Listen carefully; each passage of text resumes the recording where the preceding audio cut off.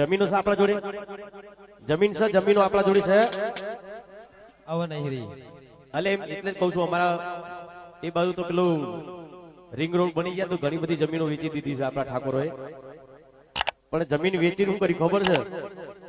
ગાડીઓ લાયા, બંગલા બનાયા, દોરા પહેર્યા. તમે જોવો તો હા દોરાની હોકોડી પહેરી એવી તો હોના હોનાના દોરા પહેર્યા.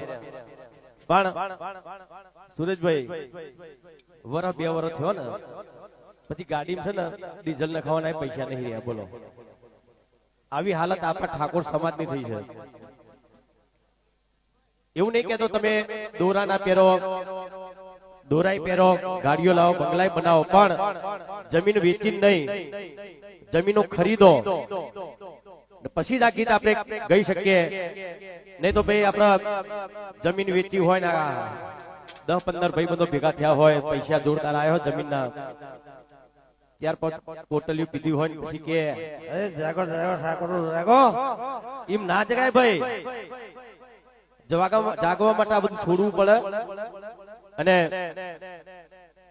ત્યારે જ આપણે કહી શકીએ.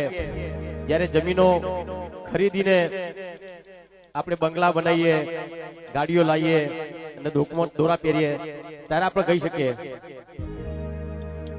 હો રજવાડી છીએ અમે મોન ફેર રહીએ, રજવાડી છીએ અમે મોન ફેર રહીએ, ક્ષત્રિય ઠાકોર અમે કહેવાઈએ.